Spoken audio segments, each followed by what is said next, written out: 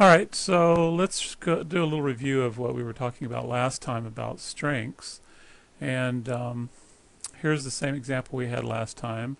We had a wire W, and we had a 4-bit wide register R. And notice the direction here, 1:4. Now, we're going to assign to W the value of each of the bits of R. Okay, so it's basically this type of thing that we're modeling right here. So we're going to assign to W the value of R1, R2, R3, and R4. Okay, so remember, these are our strengths that we can have. These are equal strength-wise, decreasing strength as we go down. High impedance is the least strength. So the question is what are we going to get for the value of W based on the value of R? And here in this case we have R equals 4 tick B 1 0 0 0. So what is R of 1 for this? Out of this, which is R of 1? It would be this one right here, because we define the order from 1 to 4. So this is 1, 2, 3, 4. So for R of 1, we're going to assign that to W with a strength of what? Well, since it's a 1, it'll be a supply 1, which is the strongest one that we can get. For R of 2 being assigned to W,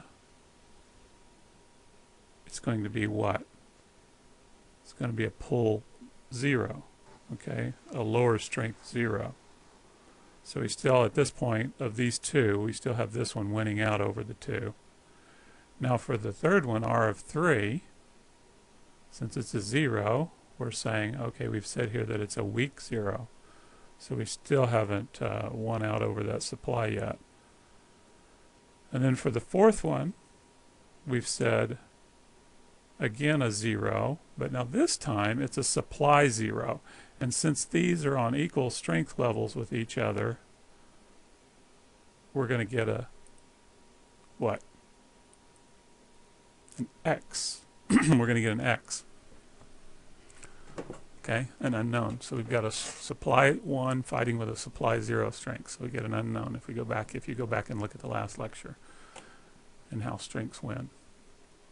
Okay, for the next one, again we have a supply 1 fighting a pull 0, a weak 0, and a Z. So what do we get now?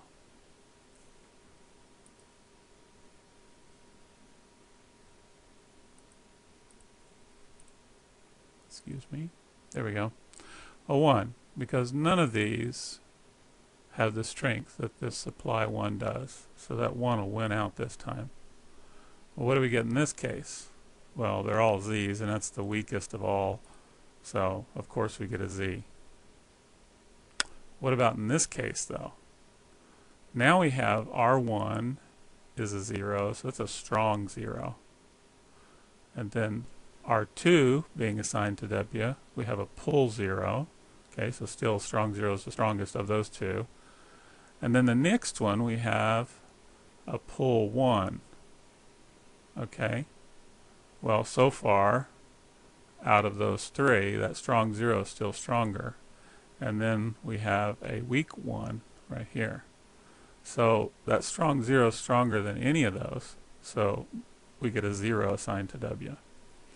So I hope you kind of came to that conclusion on your own while you were doing your labs. So let's go on with the Verilog. So what is Verilog good for? So far we've been able to use it to do sequential type statements, just like we would in programming. But we still need a hierarchical decomposition and some form of connectivity, because let's say you're modeling two FPGAs, you might want to connect those together, so you need some way to model that. So that's what we're going to talk about now. We're going to talk about instantiations. So let's say you had this large module design here, and it did all of these different things inside of it. Okay, so you start getting real large designs, they're going to get kind of cumbersome. So we want a way to kind of break that up into decompose it into submodules. So here's an example. Maybe we assign this to be a module. And we could even make submodules out of that module. Okay, so we've got modules within modules.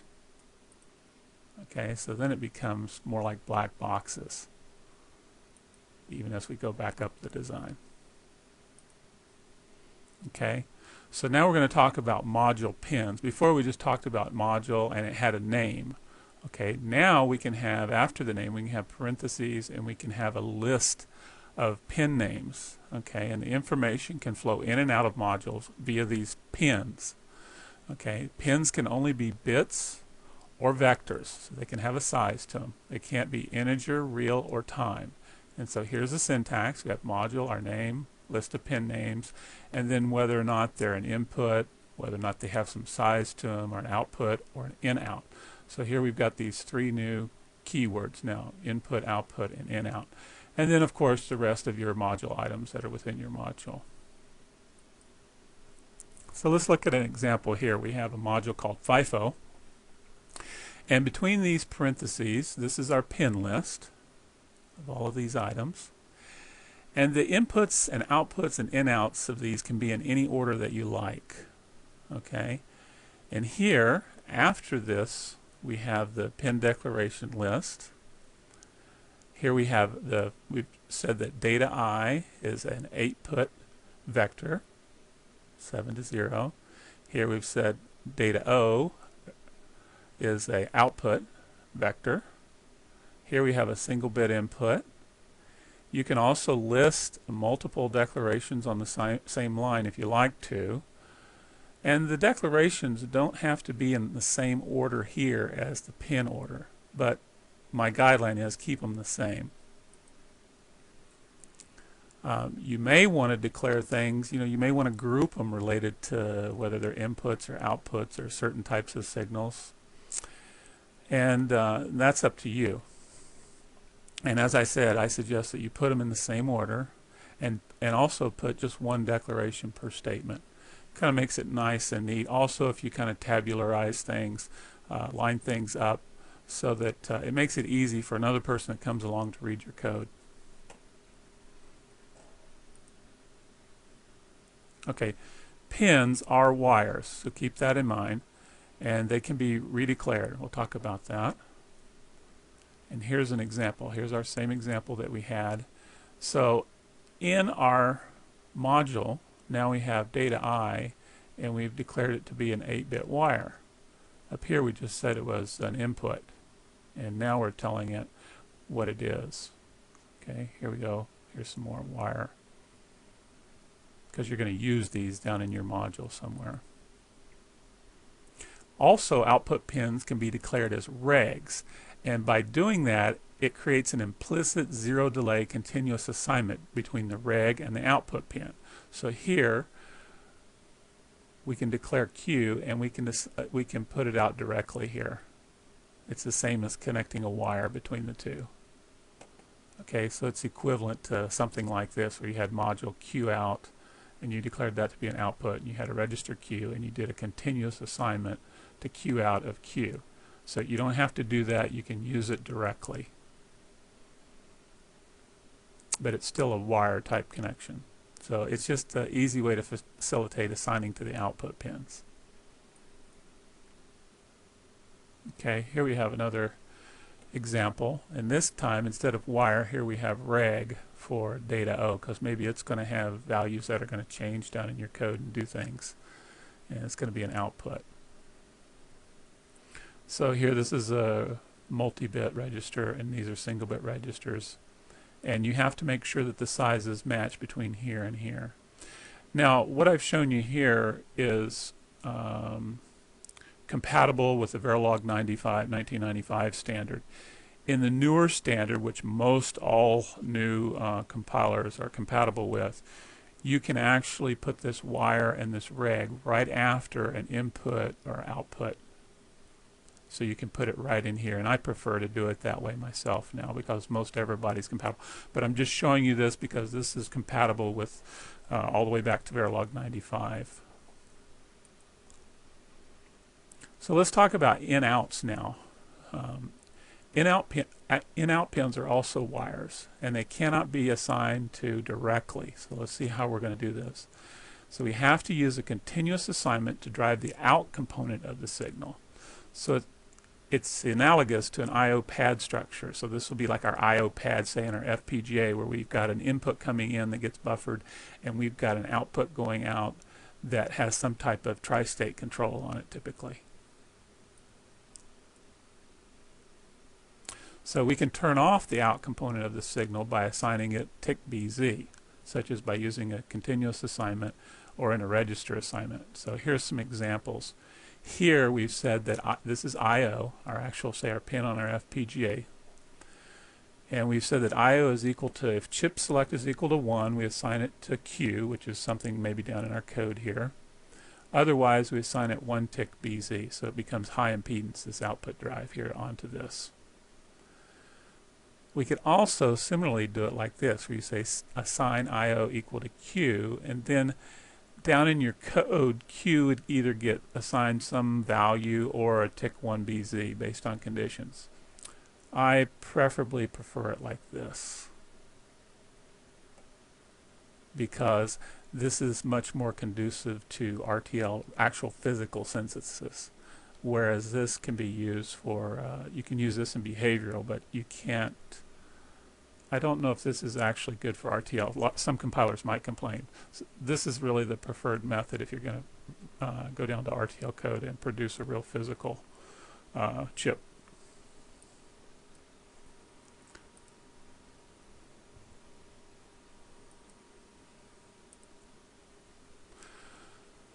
Okay, submodules are used by instantiating them in a higher level module. Pins are connected to wires, and input pins may be connected directly to regs, which creates an implicit zero delay continuous assignment. And mismatched wires are truncated or zero field. Okay, so here's the syntax again. Module name, instance name, an optional .pin name, and wire name. So let's look at all what this means. Okay. So here we have a module, and we have some wires connected to this FIFO that we're going to use. And here we're instantiating a module called FIFO. This is its instance name. This whole declaration here is, This whole declaration here is called the instantiation of FIFO. Okay, and these instances go within your module. This is the instance name, and the inputs, like this one, CKO, may be connected directly to regs, okay, wires or regs. So let's take another look. You can also connect by name. So if the pin name of the module FIFO was CKO and your pin name happened to be CKO, then you just put the same name here as you have in your module. But maybe the FIFO module had a pin that was named DATI, and your name for that is IND right here. Okay, so the wire name can be different than the pin name. And when you declare it in this manner with the pin names, the order is not significant, whereas in the other one the order is significant. You can also leave pins unconnected. If you do it by position, okay, that's this example right here, then you're going to have to put a comma for one that you're not going to use so that so they still remain in the correct order. And inputs and in-outs are driven with high impedance if they're left unconnected. And this is the way you can skip them. Like in this case, we didn't even connect it. Maybe it's a pin we don't want to use for something. So just like a real physical chip, sometimes you don't need to connect anything to a particular pin if you're not using it in a certain mode. Well, you can do the same type of thing with Verilog. So here we've left two signals, CKI and MT, which was back in the other one, I believe, right here, MT. we've not even connected that one at all. It doesn't even have to appear in the list if you don't want to, or you can just leave the connection blank. You can also instantiate modules more than once, and that way you only have to have a copy of the source, one copy of the source to maintain. And you can use as many copies as is required during your simulation. So here we've used the same module FIFO twice and just given different instance names. But it's the same module FIFO that we're using. So it just makes 2 copies of it for simulation and gives them a different name.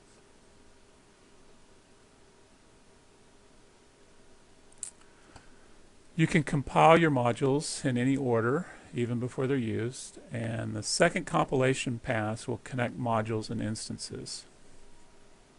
And that's pretty typical. So here's an example, just 2 different ways somebody compiled. In lab 5.1, so what I want you to learn in this lab is learn how to instantiate modules using named and positional type connections, and then become familiar with the port connection rules and learn how to create hierarchy in a top-down fashion and learn how to control in-out ports. Once you get a feel for these things, it'll make a whole lot more sense, I think. So now we're going to talk about time scale. So far we've talked about delays, but they were unitless, okay? So what if different modules have a different idea about what a time unit is? So like in this module, I want this delay to be 10 nanoseconds, but in this module over here, I want it to be 2 microseconds. We need a way to tell the simulation. So the solution is we use the timescale directive, and it's a compile time directive, okay? And it affects the interpretation of time units in the following modules that come after it as you compile. Okay, this timescale directive has to be located outside of the module name instance. So here's the syntax: times tick. I call this a tick. Tick timescale, then a scale and a slash precision. So the values that you can use here for the scale are 1, 10, or 100, in either one of these. And the units are nanoseconds, milliseconds, microseconds, nanoseconds, picoseconds, or femtoseconds are the values that you can use here. Okay, so here's an example now. In this first module now we've put in a timescale directive, compile time. Notice it's before the module. And we've said that the scale is 1 nanosecond and the precision is 1 nanosecond. Okay. So this means 10 nanoseconds now. Whereas in this module, we've defined the scale as being 1 microsecond with a precision of 1 microsecond.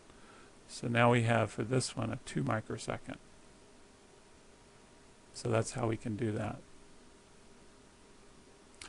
Simulation uses the smallest of the specified precision in all timescale directives.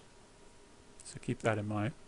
Delay values are rounded to the precision of the module timescale.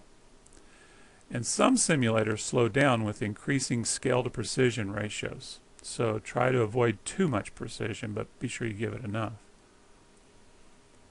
So let's take a look and try and figure out what are the absolute time values for each of these cases here. So here we have a delay of 1, and if we have a time scale of 1 nanosecond with a resolution of 10 picoseconds, what are we going to get? What's the real value being used there?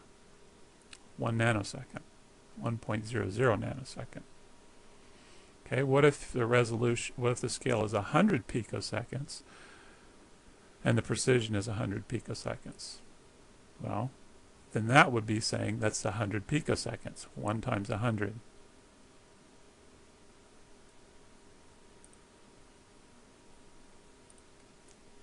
Now, what about in this case? Here we've specified 1.5. So what is it going to do now with a scale of 1 nanosecond and a precision of 10 picosecond? Be 1.50. Whereas over here now, what is it going to do? Well, it's going to round up. So this will round up to 2 for this 100 picosecond scale, and you get 200 picoseconds. So guess what? You're going to be doing some of these things in the labs if you haven't figured that out. Oops, click this one a little quick. But again, here we see some rounding up to the precision. Okay.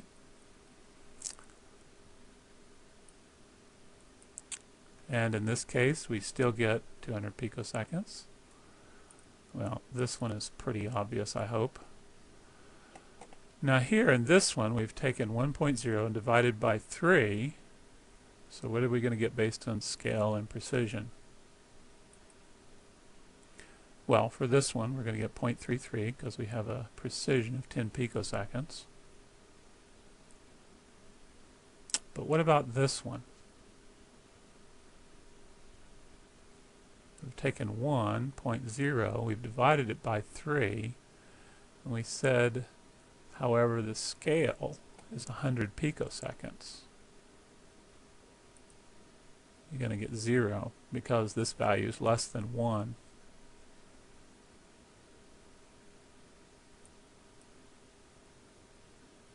So let's talk about modeling a 50% duty cycle clock generator now with a 15 nanosecond frequency. So let's say our first solution is like this. We have a time scale of 1 nanosecond and a precision of 1 nanosecond.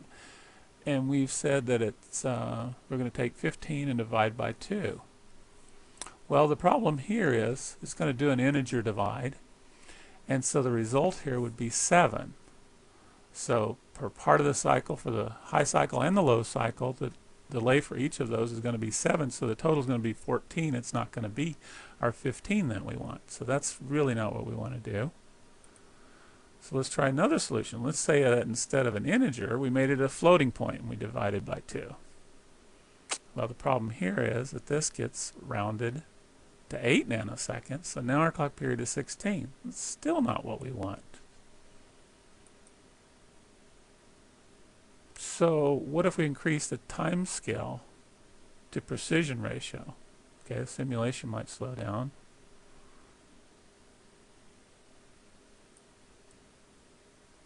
Or if we really don't need all that precision, you know, if we really don't need the 50% duty cycle, we could cheat. We could basically just say, okay, I'm going to delay, change the clock high. I'm going to delay for 7 nanoseconds, change the clock high, delay for 8, set it low. So our total is 15 because we're doing this over and over.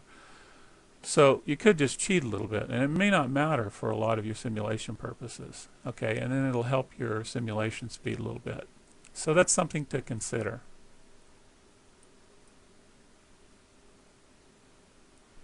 So now remember that the compiler directive timescale remains in effect across source files. So the problem here is that a module might inherit an unexpected timescale.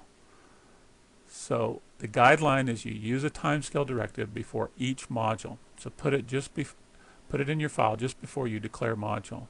So here in this module we see that we have a timescale, but in this one we didn't. And then in this one we had a different timescale. So depending upon the order that these get compiled, the timescale for this module M2 might be different.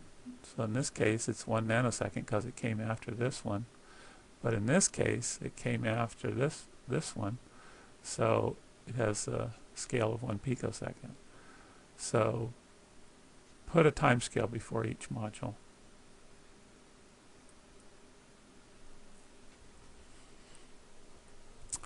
There are some predefined time functions. You got $sign time and real time. You can use them to do things such as this example here we're going to look at. So time returns a current simulation time as an integer number in the current scale.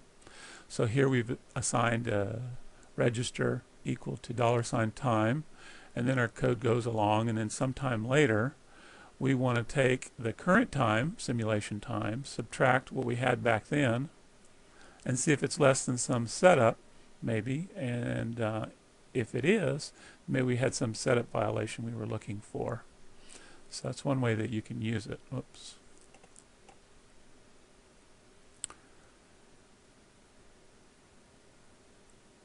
And the real time returns the current simulation time as a real number in the current scale and full precision. So here's an example. Let's say the simulation time is 1450 picoseconds. So we could write out time, and these are the values that we would get with this precision. Okay, 1 nanosecond. It would round it down, so it'd be just 1 nanosecond. Whereas if we were on this scale, 100 picosecond scale with this precision, we would have 15, because it'd be 14 and a half, they round up to 15. Whereas with the real time, you can just print out the full value there.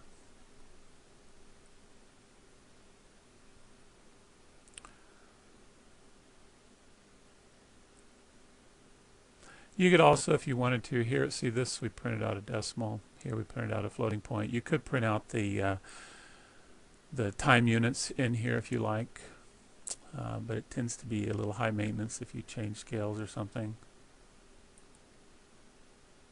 So there's another way, and you can experiment with this one if you like. I'll mention it.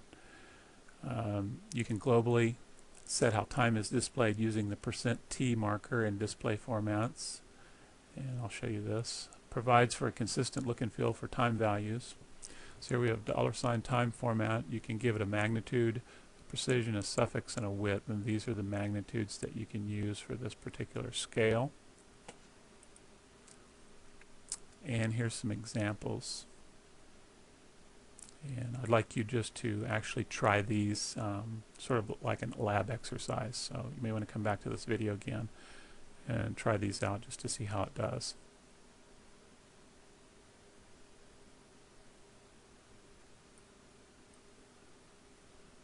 So in this case, we're going to get 1.45 nanoseconds. This is something I'll give you the answers, but I want you to go ahead and try it on your own just so you can see. In this case, we print it out in picoseconds. In this one, because of our scales, we printed this out. And for this one, it's going to print this out. So I'd like you to go try these and understand them.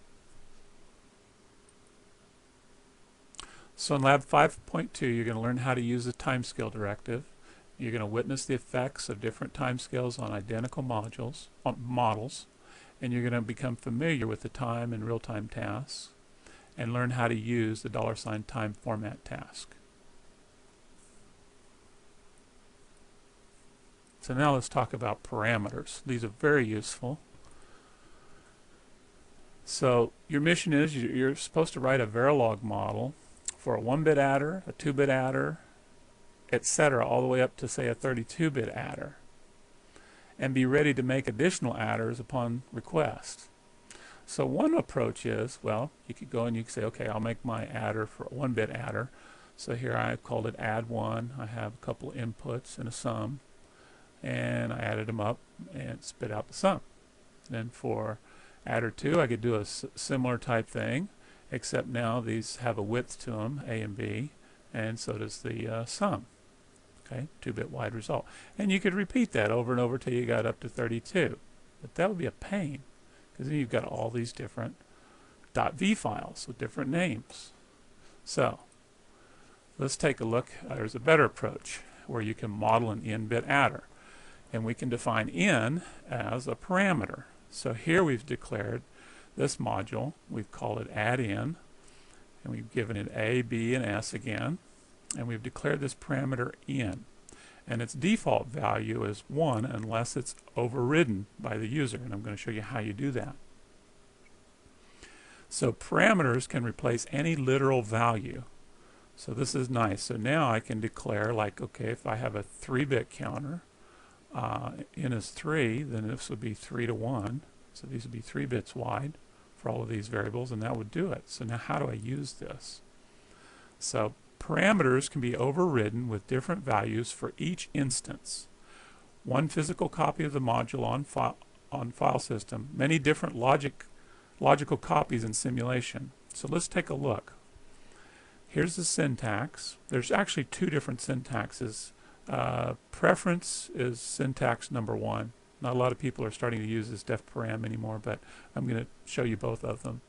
So you give a module name, and then you use the pound sign, and then an optional list, then a list of parameter values, one or more, then the instance names, and then all your regular connections. With def param, you use this format. We'll show you these formats next. So here we've instantiated add in, and what we showed before, this is the instance name. This one's U0, this one's U1. But now we can override that parameter by giving it the number that we want to override it with. So in this case 3, okay, and in this case 32. Okay. And this is the equivalent model using def param. This is like you've seen before, where we're not doing any parameter override right here on this instantiation, but we give the override values right here. So instance u0.in, you actually name the parameter inside the module, and we've declared it to be 3, and in this one we've declared it to be 32. So these are basically equivalent. And like I say, this is actually the preferred method. So here we have the example, and we've declared an add 3 in, okay, and we've said parameter n equals 1, and so this is the default. And so we can, and in this module we've declared that we were going to instantiate 2 add-ins like we had defined before. This is called add 3 in now. So it's going to actually add A, B, and C effectively for the sum. So we have A plus B plus C. So any parameter that's overridden in this module can also be sent on to these other instantiations here too, so that it knows the width.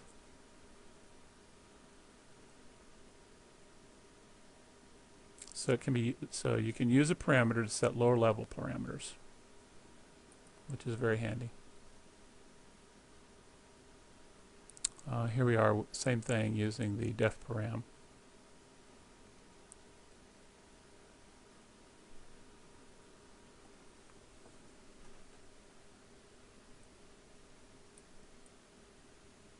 So in 5.3 lab, I want you to learn how to use parameters, and learn how to use parameters to specify delays, and learn how to use parameters to specify constants, and learn how to turn a size hard-coded model into a size generic model.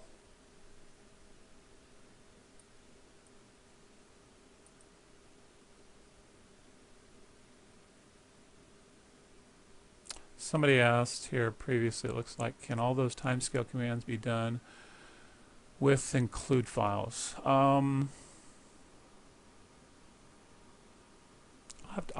check and get back with you on that one. I don't typically do it that way.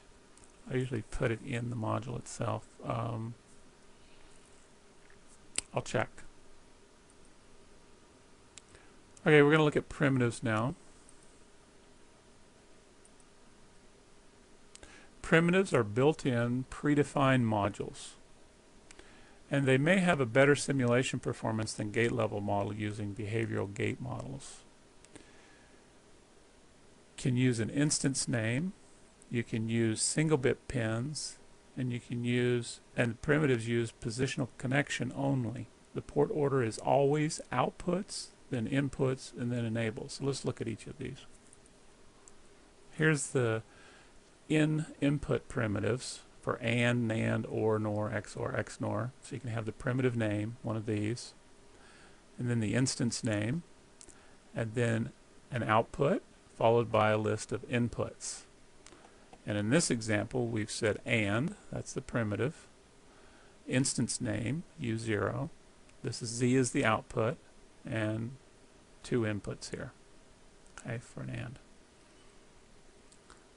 In this case, for the XOR, this is the output, and we followed it by a list of single-bit inputs that we're going to XOR. Okay, if you try and give it a vector, it's going to get truncated to a single bit. So keep that in mind. There are also in-output primitives, such as buff and not. And again, here's the syntax: primitive name, an instance name, and output, input. So here we have a buff. This is just like a buffer. So it just buffers the input to the output. Here we have a not. And in this case, now notice that you can have more than one output. Okay, a list of outputs followed by a single input. So in this case, somebody decided, well, this signal, these signals right here are going to have a lot of load on them, so they split them up. Okay, but the preference, I would say, is to use just a single output if you're going to do this, and let the compiler, most compilers will decide if something has a large fan-out load on it, and it'll split it up for you automatically. So I wouldn't necessarily use this. Does buff need a instance name? You don't have to. That's a optional here in the syntax. Oops, I went the wrong way. Sorry. See, instance name. These parentheses mean that this is an optional. Okay, so you don't have to put an instance name. Problem might be if you put another one. I hadn't thought about that, but typically I always do put an instance name.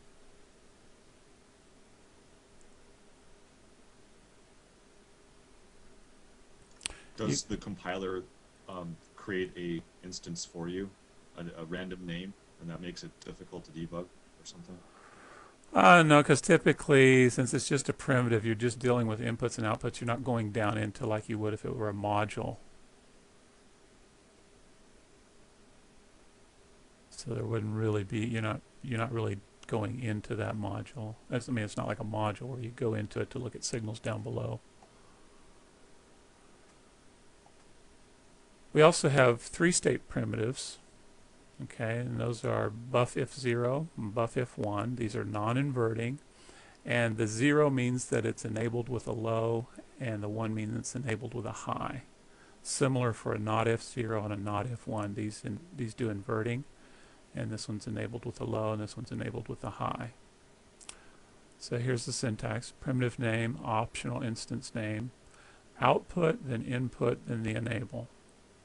So here's a buff if 1.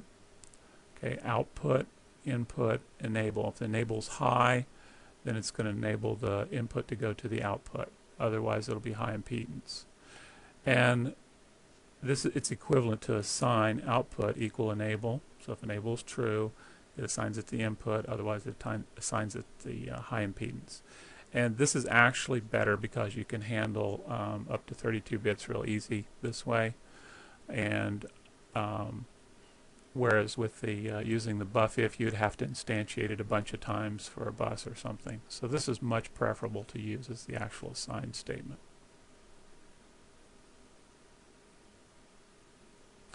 There are also pull transistor primitives called pull up, pull down.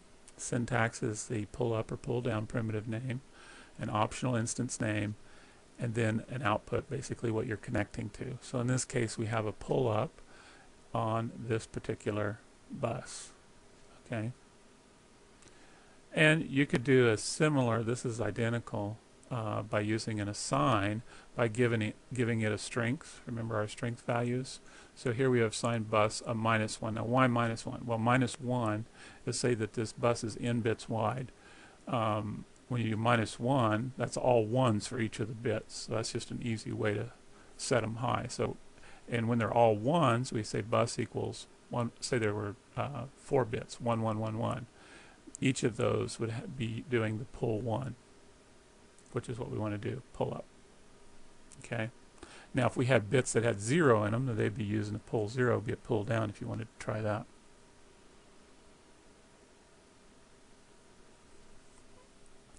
And by default, primitives are 0 delay. You can also specify a rise, fall, and turn off delay, and they use the inertial delay model that we talked about in a previous lecture. And the delay is specified as positional parameter overrides, and time scale of instantiating module is used. So the time scale that gets used is the one of the module itself. So here we have primitive, and then optional pound sign, a list of rise, fall, and turn off if we want them. This is all optional. Instance name, and then again our outputs and inputs and enables. So this is we're just adding more to this, what we can do with this primitive. So here's examples. We'll go through these real quick. Here we've declared a buffer with a delay of 5, and we have output, input, that's the order, out then in. So in this case it's going to use 5 for the rise and 5 for the fall, and there's no turn off here. Here it'll be 5 for the rise, 6 for the fall. Here this is a syntax error because there is no tri-stating or anything like that. It only uses 2. There's no tri-state of this particular primitive. Similar for a buff if 1, rise and fall would be 5. Here's rise, fall, and turn off. Okay. Here's rise, fall, and it'll pick the minimum or the smallest delay for the unspecified transition, which in this case would be the turn off, since this one can have a turn off.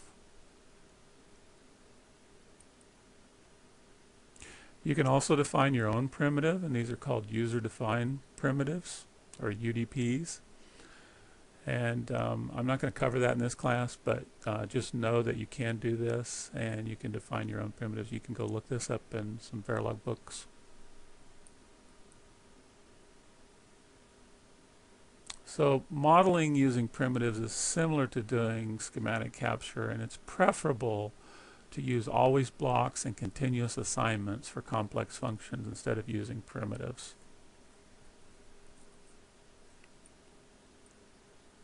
So in Lab 5.4 you're going to learn how to use primitives. You're going to compare modeling using primitives and behavioral code. And you're going to experiment with primitive delays and learn how timescales affect primitive delays. And I think that's it for today. And I will open it up to any questions. So I want to know how the labs are coming along. Let's see, I do have a question here. Is it possible to write a user-defined module with a variable number of parameters, like the XOR primitive? I missed the XOR primitive. Oh, I think the XOR one I showed you had multiple. I'm going to let you try that. I'm not sure exactly what you're wanting. You're wanting to write a module with a variable number of parameters. I don't know what you mean by variable number of parameters. So if somebody wants to talk to me about that, or they can write me offline and we can figure this out together, what they're trying to do. I can do it either way.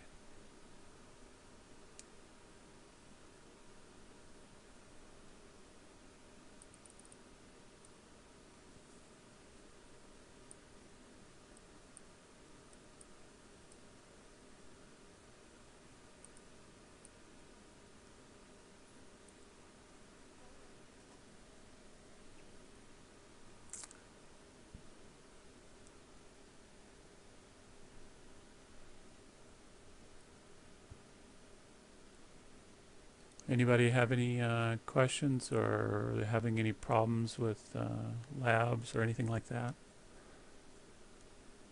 What time is it, Michael?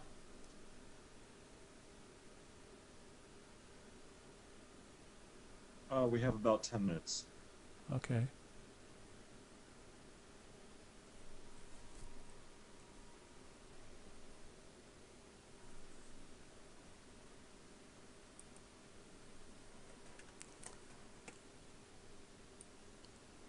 So I'd like to know, back here at our very, when we did our review of strengths, does everybody pretty much understand this strengths and how those work now, and how assigning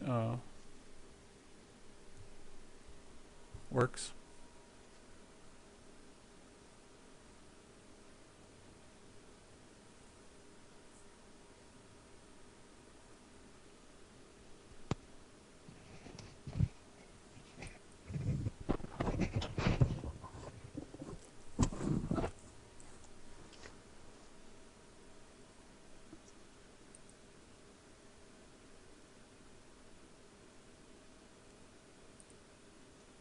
Does anybody have a question? If you're on mute, just send me a chat, and I'll make sure to unmute you.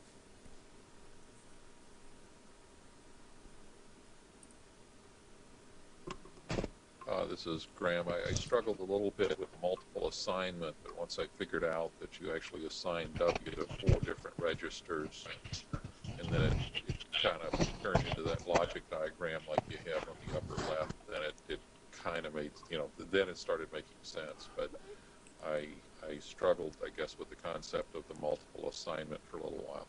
Yeah, it's a little strange at first, and that's why I went ahead and gave this little diagram today so that you can see what it's actually trying to model.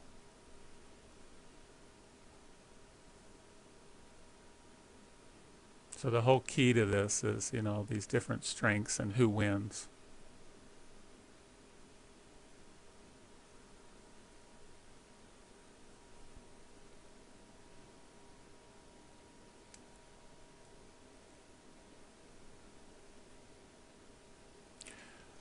There's a question for you. Oh, let me look and see, because it's hard for me to keep my chat window open because it covers everything.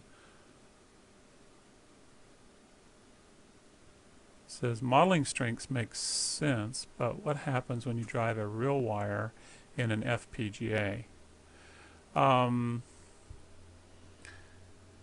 Most of the driving that you're going to be doing is actually going to be to the pin of the FPGA. You're going to be using maybe the other structure I gave you where you have an I/O pad. There'd be an I/O pad here. And typically you're going to have, you're going to have, well, let's see if I can find the picture here again real quick.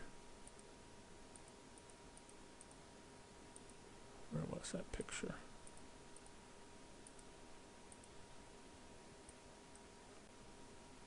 Here we go. So most of the time you're going to be doing things like this where you're going to have an actual I/O pad, and you're going to have an input and you're going to have an output that you're going to tri-state.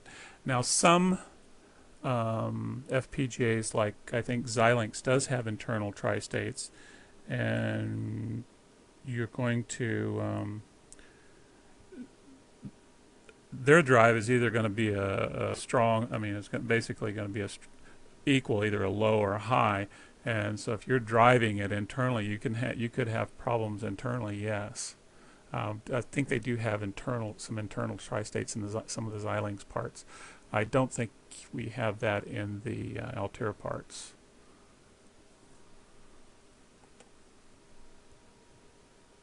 So you wouldn't be driving. Can you create? Go ahead. Can you create RTL code with setting the assignments to these strengths? No, that RTL is a subset. There are no strengths are ignored. This is merely the full. See, Verilog is basically a simulation language if you look at it overall. So you need to be able to model the real hardware world out there with it. So that's what all of these different drive strengths are all about. But when you're actually synthesizing code, you're going to synthesize stuff. You're not going to be driving X's, and you're not going to be, well, you'll be driving Z tri-state, but there's some things that you're not going to do in RTL.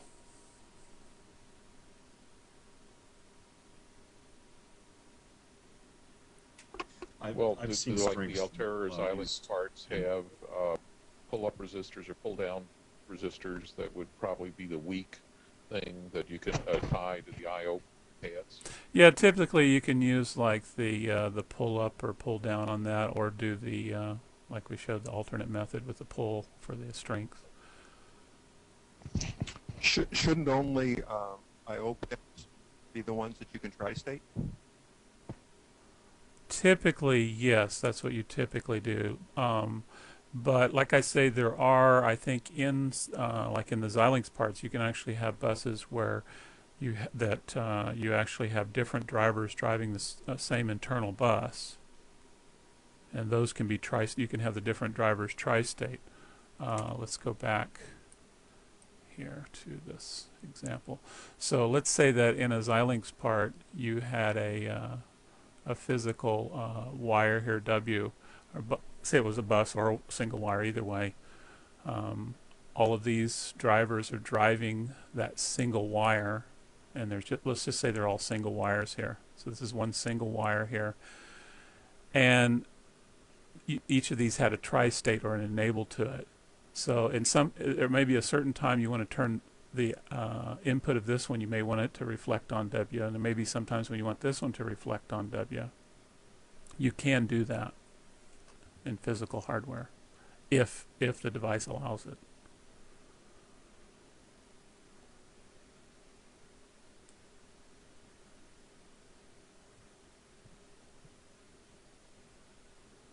Typically, I think you'll get a compiler error if the compiler knows that it can't do that internally, if you're trying to do something internally.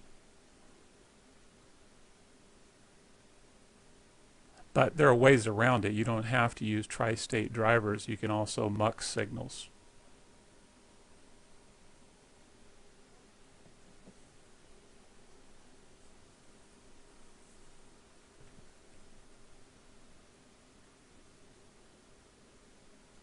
But the bus is a little more efficient for hardware usage.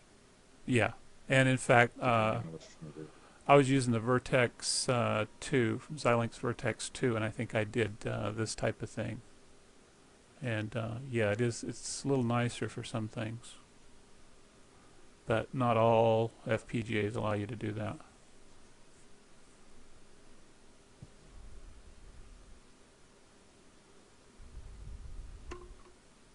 I can see it's desirable on the output pins because there are logic families like the 74AC that really are not supposed to get an undefined input.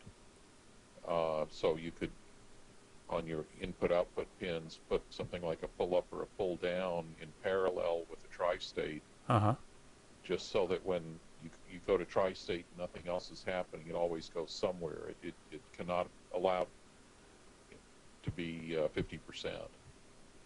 Yeah, it just depends on what you're connecting to and whether it has that requirement. So again, just keep in mind that most of this type of stuff is for actual simulation modeling.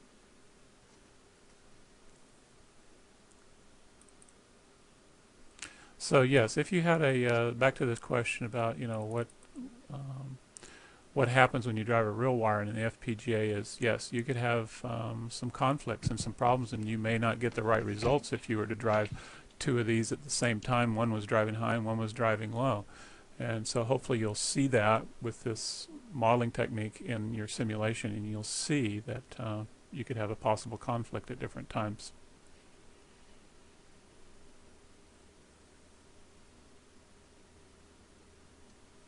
You could burn up the chip too. If you do that? Not sure if you could or not. Depends on how they handled it internally.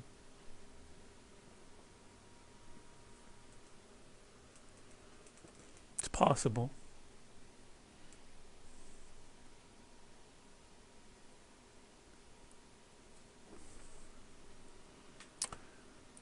Let's see if I have any examples here. Well, let me pull up ModelSim.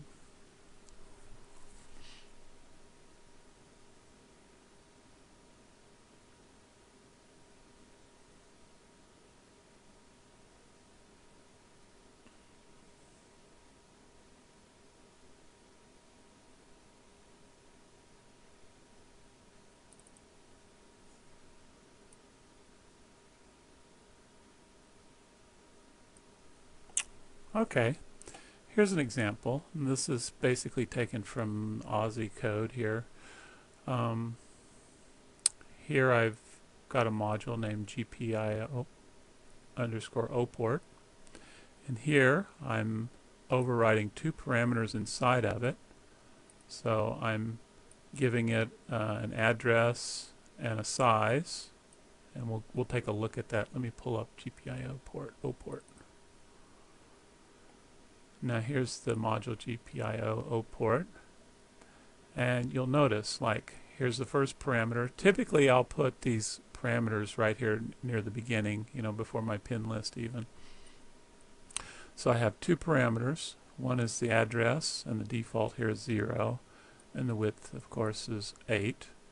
So I can override those. And you'll notice that this parameter width I've used down here. Right here I've said width -1 colon 0. So that gives me a in-out wire that's 8 bits wide, called GPIO right here. And well, let's see, this is not the best example. We haven't got to, in the newer Verilog 2001, there are some new keywords called genvar and generate, which are really neat, and we'll talk about those someday, because you can actually do some neat things with those based on your parameters and things like that. It's really handy to generate circuits. So let's look at this. Where's that address? So here we go. See, this my address parameter is used down here. So I'm looking for the address right here, which is a 6-bit input serial address that comes in. I'm looking to see if it's equal to this parameter that I'm giving it. Along with, there's also a write strobe. If there's a write strobe, then I set my data reg to SN. Okay, and this is all done on the positive edge of clock. So this is RTL code that gets turned into real flip-flops here. And so this is how this parameter stuff is nice. Let's go back to the control. So here I've said, you know, port 1 address, and I've defined that up here, port 1 address, to be equal to a value of 1, and port 2 address a value of 2. So that's the physical address. And so I can use these for my parameters, but I'm using the same GPIO O port and just have one file that way. I don't have to make different files. So that's where the parameters are really nice.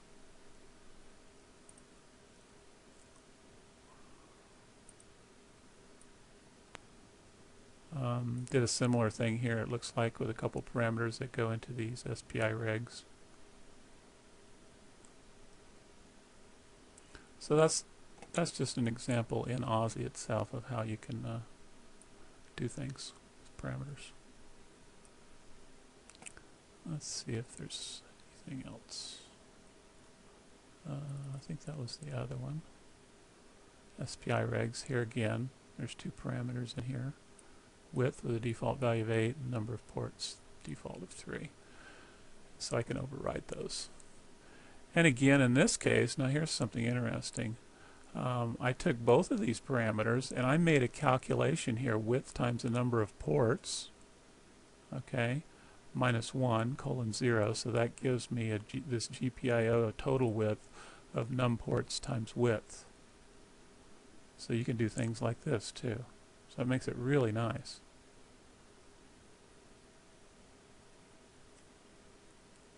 And here width is used here. Is there an assert? Is there what? An assert that you can say if the number of ports times width becomes too big that you stop. Stop what? Well, you know, create an error of some kind to tell you that you passed wrong parameters through. Since these are constants, I don't know if you could put an if statement and do like a, you know, print out something and stop or not. You might could do that.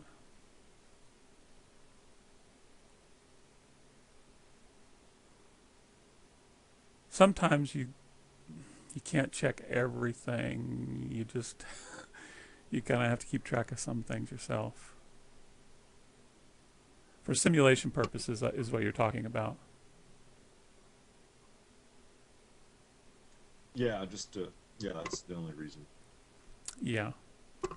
Well, when you actually synthesize an FPGA, I assume there's a file that doesn't allow you to assign more pins than the FPGA has, and use more gates than the FPGA has. Oh yeah, you would get those type of compile errors. Yeah, if you're using too much.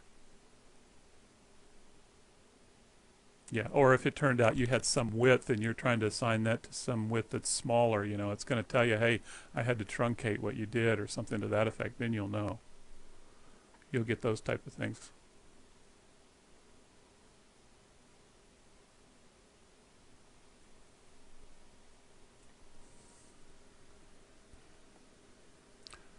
And here you can see width being used down through here also.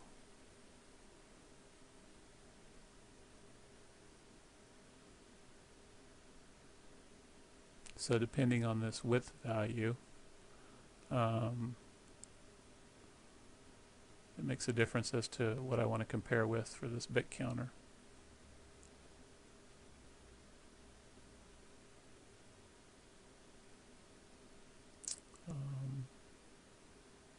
Let's see if there's anything else. We haven't talked about this notation yet, but here again I'm being able to use the width in this calculation for the I'm actually doing a selection of the total bits here.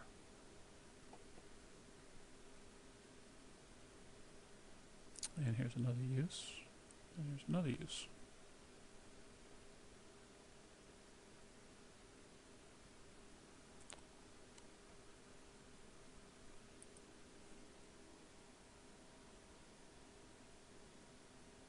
And this is something new that I'm working on, but here in this particular module, this is this module does the transfer of data between the USB and the FPGA, and so I've defined different parameters here. Here's one, the RX FIFO size, burst size, and a transmit FIFO size and transmit burst size. And these are just default values. Doesn't matter because in the code I override them with the real values that I'm using. But it allows me also, if I make all my different things based on these different sizes and stuff from these parameters, it allows me a quick way that I can go back in my main code that calls this module. I can change whatever I need to there, and then pass the correct parameters I want for some new size, and then everything is just automatically done. I don't have to go through and look for everything that I have to touch and recode. So in this case, there are these 5 parameters that can get overridden. Now we haven't talked about local param. These are just local parameters. You can't override these externally. So these are ones that cannot be overridden. So I'm making calculations for different things here based on these parameters here. So here I have, and these different values then, like transmit FIFO size thing here, it gets used down here, okay, to determine how wide I want this register to be, or how wide I want this register to be. And this one right here, BSC, is based upon a calculation between 2 of these other ones, okay? And then this, like this size, is based on this function call, passing it this RX FIFO size from right here. And that function, that's just my little function I use a lot for calculating how many bits. And this is just a compile time thing, okay, since I'm passing it a constant and it's returning, basically calculating a constant. So that's just a compile time thing. But it will make these calculations for me so I don't have to. And so that I can change these parameters at any time, and it automatically updates these, which updates widths of my registers.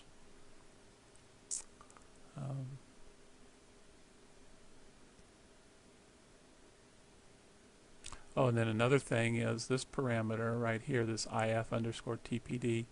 Okay, I have a this logic is all running on the what's called the IF clock. So I've defined this parameter to be a value of 3, and TPD for me just stands for typical propagation delay. Okay, I'm not doing the rise, the fall, and all that. I'm just using a typical one. It's just nice for in my simulation. So this IFTPD, I use this down here a lot when I'm doing my things like register assignments. So this is merely used in simulation when it comes to actual synthesizing, because this module here is all written to be synthesizable.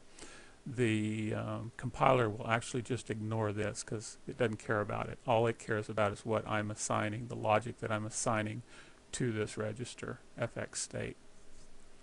So you'll see that I use these a lot throughout my code, and I can change that, so I can change how my simulation might look or act for delays. And it's all the way down through these things. Okay. Kirk, it's about 10 minutes after 5 now. Okay. Got it. We can quit.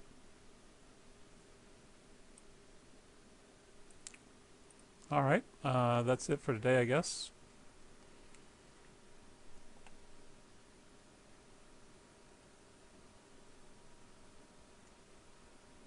Okay, thank you. See you on Monday. Okay. Kirk, thank you. This was the best session yet. I enjoyed this one. Oh, okay.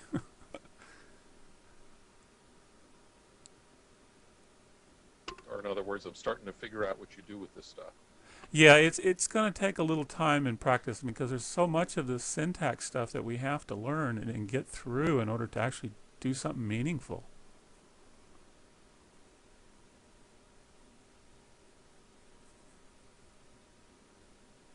And hopefully as we go on through these classes, we can actually maybe at some point get more into some of these FPGAs and what they're doing or something, if everybody would like to do that.